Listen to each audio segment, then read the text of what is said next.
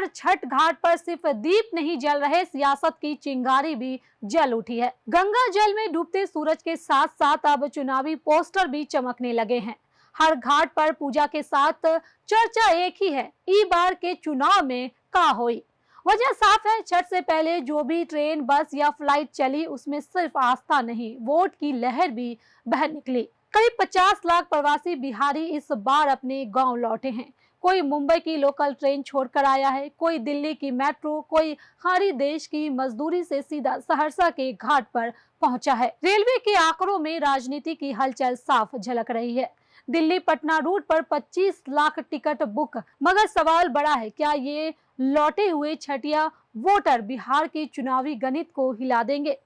राजनीतिक पंडित कह रहे हैं इस बार ये प्रवासी वोटर गेम चेंजर बन सकते हैं। ये वो लोग हैं जो अब गांव की सड़क, बिजली, अस्पताल और रोजगार पर बात करते हैं। इनमें ज्यादातर 18 से 35 साल के युवा हैं, जिन्होंने मुंबई में ओवर टाइम किया, दिल्ली में किराए का कमरा झेला और अब चाहते हैं कि उनका बिहार भी बदले। 243 सीटों में से करीब 100 सीटों पर इन वोटरों की भूमिका निर्णायक मानी जा रही है।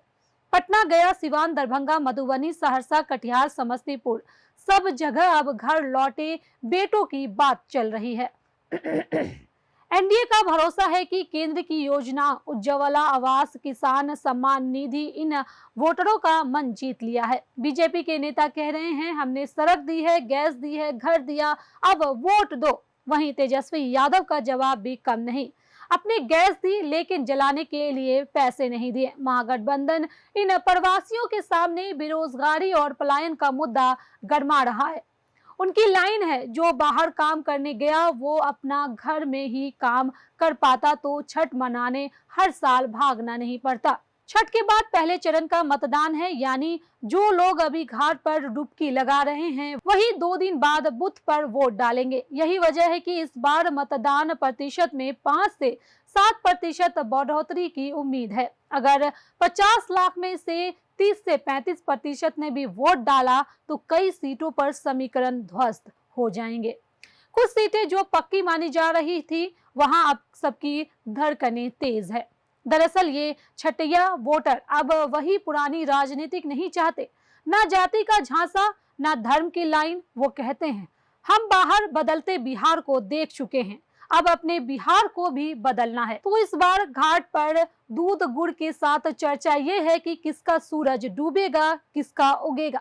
ओवैसी सीमांचल में न्याय यात्रा निकाल रहे हैं, तेजस्वी बेरोजगारी का जिक्र कर रहे हैं और पवन सिंह अपने गानों में वोट की पुकार डाल रहे हैं।